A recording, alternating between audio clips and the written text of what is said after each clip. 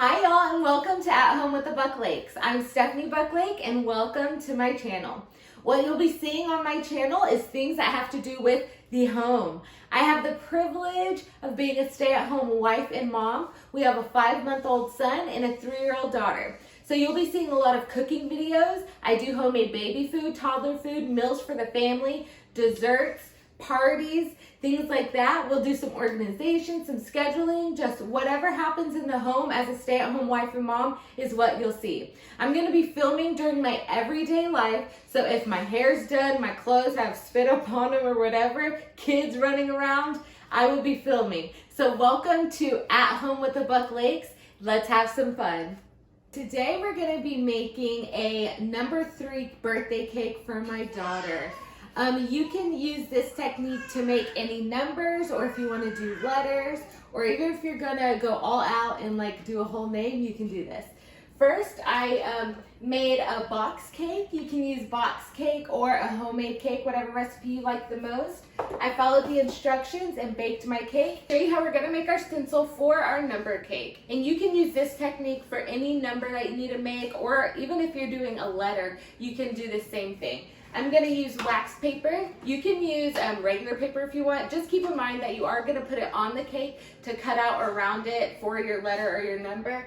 So just dust it off or keep it as clean as you can. But in this case, I'm going to use wax paper. My pan is 15.5 inches by 11.5 inches. So I want to measure and cut that out on my wax paper so I have a perfect replica of how big my pan is. So 11.5 this way, so I'm going to cut off the excess, and then 15.5 inches long. Okay, so my wax paper is cut out 15.5 by 11.5, so now we can draw on here the number 3. My handwriting isn't the best, and since my husband's here, I'm going to have him come over and make the 3. And remember, you do want to do it in like block letters or bubble letters because you want to get as much cake as you can in your letter or number. My husband did do the stencil, and he went ahead and cut it out for me. Isn't it perfect? His tips are to take your time. If you need to do it multiple times, go ahead and do that. But you see that he started here, but it wasn't big enough, so he made it even bigger. So just take your time and you know, make your stencil. It doesn't have to be exactly perfect because when we cut it, we can shape it more if we need to. If there's any sharp corners like you see here, I'll be able to round it off when we cut it out of the cake. I'm just going to make sure that it is the right size. Yes, that will be perfect. I am so excited. I'm going to gently just try to pull the cake away from the sides so that it's not sticking, and hopefully we get a full cake out of the pan and none is stuck to the pan. So I'm just going to go all the way around the sides. If it's completely cooled properly, then it should already be pulled away from the sides.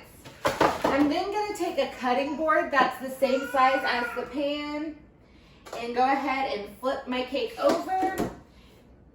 And woo! All of the cake is out of the pan. Yippee! Again, if it's fully cooled, it should be able to do that for you. If you don't have time to fully cool it, let it cool as much as you can and then do the same technique. Just be very, very gentle. If some of the cake is stuck in the pan, it's okay. Glue it back together with some icing. Now we are going to cut the cake out.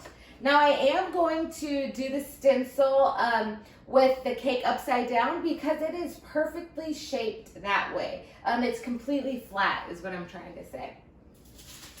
So I have my number 3. Let me make sure, wait, is this the way? Okay, wait. How does number 3 go? Number 3 goes like this. So before you cut it out, make sure you know which way the number 3 goes. All right. Now it's almost perfect. It's a little bit bigger than my cake, but that's okay. We're gonna work with that. So my stencil is flat on my cake, And then I'm just gonna cut around it with a bread knife. Use whatever kind of knife you can. Just make sure that it does have a sharp blade so you can try to get super straight lines without a lot of tear in your cake. All right.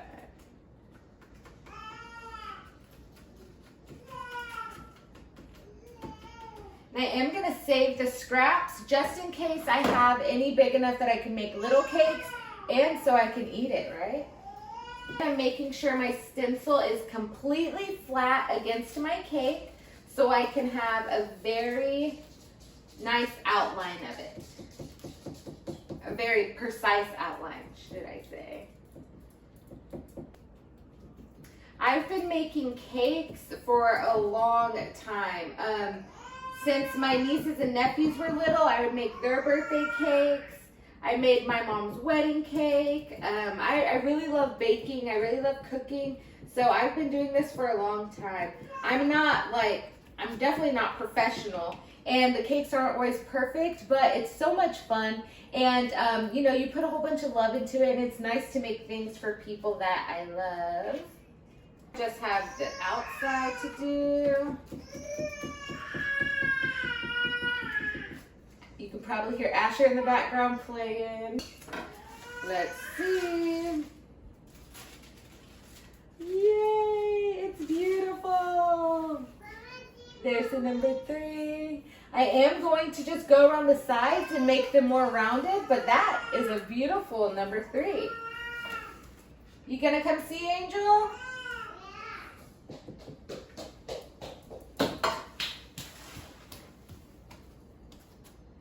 You like it? Yeah. Daddy did a good job making the stencil, huh? Okay. I'm very, very happy with that. Now that my number 3 is cut out, it's time to decorate. I have strawberry cake here, so I'm going to do cream cheese frosting today. So tune in to the cream cheese frosting video so you can make that recipe as well. Thanks for watching. Bye.